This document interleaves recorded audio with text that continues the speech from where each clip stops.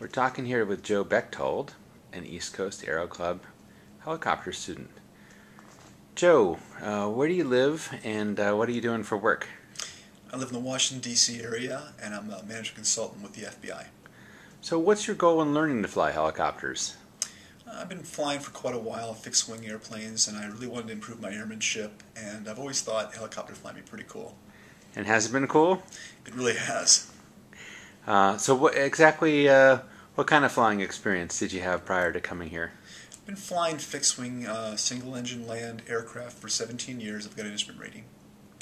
And how did you choose East Coast Aero Club? A friend of mine is an FAA aviation inspector, and he recommended it. So even though there's a couple good schools in the Washington, D.C. area, you decided to fly up here and stay in a hotel for a week and fly with us 3 times a day. That's correct. I did a fair amount of research, and there's several reasons that I did it. One being the safety record, the maintenance, and the instructors. And how has it been flying 3 times a day? It's been challenging, but I've been focused. I came here to do this, and it's worked out really well. I think it was a good plan, and it worked out well.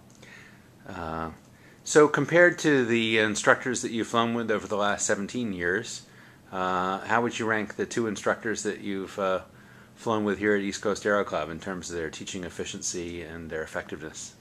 Compared to the other instructors I've had, I've been very, very happy. I think that fundamentally because they're so experienced, they're focused on safety, and they're able to challenge me without discouraging me. I think it's been a really, I think I've gotten more training bang for my buck than I would have in other situations. So did you end up liking the structure of doing this with the Part 141 syllabus? I did. I knew before every lesson exactly what was expected of me. I was able to reference the rotorcraft manual and be prepared for every lesson. Helicopter training is not inexpensive, and so the more ready you are for every lesson, the less time that you waste. It's very important in helicopter training. Now, were any of your flights delayed due to maintenance or mechanical problems? None of my flights were. And how much confidence, the helicopters, they live in the same hangar with all the mechanics, so you got to see Adam Harris and the mechanics working all day, every day. How much confidence did you end up having in the helicopters here in the maintenance?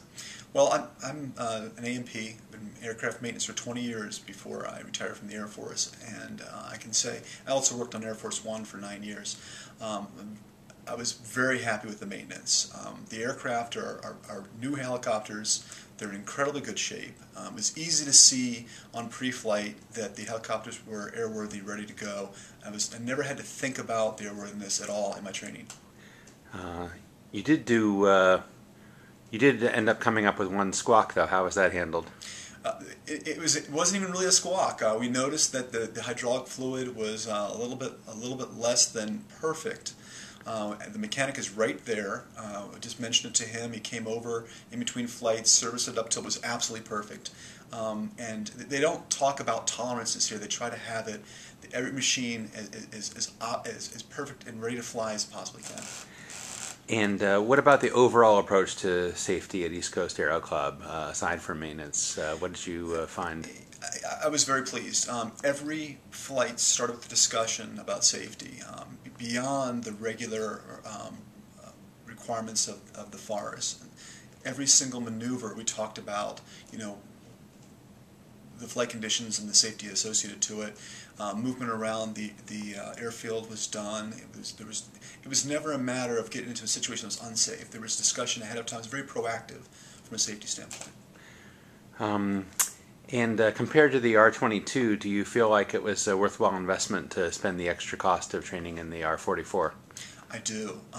Once again, my friend, who's the FAA inspector with many, many hours and all kinds of different helicopters, recommended the R-44. While it was more expensive than an R-22, I was able to learn and focus on the flight maneuvers, and I think that the R-44 is a better platform for that. Now, you chose to come up here to New England in an unusually windy February. What was a typical wind for your flights? It was gusting over 20 knots pretty much every day on every flight. And yet you were still able to control the 44. I was pleasantly surprised. I mean, I wouldn't have been as comfortable flying my airplane as I was flying this helicopter. And how do you like Bedford as a training airport? You had to interact with the air traffic controllers. Did they impede the training in any way? Not at all. There wasn't a single time that they held us up for any reason whatsoever. Bedford has a fair amount of air traffic here, and it's a very realistic environment after training is complete. Yet, there was never a time that we had to wait. We were never held for any reason. There's quite a bit of space here, and they dedicated a good portion for our training. It went really well. Did you have any fun while you were here? I did. I was pretty focused on the training, but I did get down to Boston a couple of times, and part in the syllabus, we actually flew over Boston, and Philip showed me the sights, and it was really interesting. All right. Well, thanks a lot, Joe. Appreciate your coming up here to fly with us. Thanks.